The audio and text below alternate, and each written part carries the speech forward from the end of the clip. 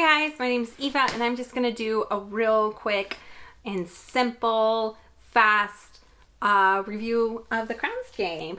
I don't always have time to read long reviews or listen to like 15-minute videos, so I'm gonna try and keep this really short. And whether or not you're interested. Love the cover. It drew me in. I heard a lot of hype about this series when it first came out and then kind of nothing. So I didn't pick it up again until I kind of saw it in the library.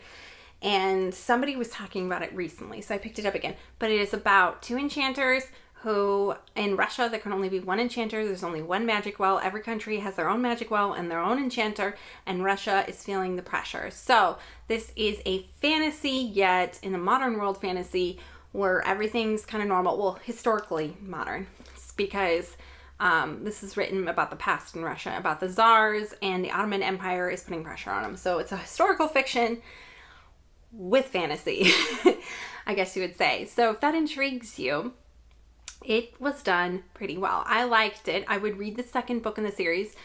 This isn't my favorite fantasy ever. It is a very super easy to read fantasy though. I liked it. I liked that it was paired with like politics and everything. And I liked Vika, Nikolai, and Pasha. I liked all the characters. Vika's not that great. And Nikolai is like this humbled character who like came from nothing and like rose up and became an enchanter. And his mentor is not very nice, but yet somehow he's still a good person, even though like nothing in his life has been that good to him, or people in his life haven't been that good to him. And then Pasha is going to be the next Tsar of Russia. And you know in the beginning it's like it's going to happen quickly. Like that's where the story is leading. And so if that sounds interesting to you too. And then Vika is off like secluded on an island, grown up with this man who she thinks is her father, and he's her mentor in like getting her magic to grow and everything. So the Crowns game is set off because the pressure from the Ottoman Empire, and that's how the story like goes from there and leads, and it's highly adventurous. Just because there's constant like magic battling that has to occur. None of the magic is like mean. I expected some like other people to get into this, because in the very beginning they say that the other politicians cannot, like, don't know about it in like the whole country, but I just failed to believe that. And I thought somebody else would screw with their magic, or another enchanter would, or somebody would. But it kind of was all like a little bit sing-songy, like just kind of nicer magic in a way. And sometimes Vika does things that were rash and didn't make sense. But overall, I like the book. I'm trying to give it like a spoiler-free. I didn't want to spoil anything.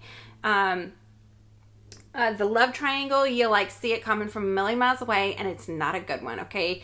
There's insta-love in this book. If you don't like insta-love, then I'd stay away from this book. But sometimes I like insta-love. It depends on the story. If there's so much more going on in the story like this book, I liked it.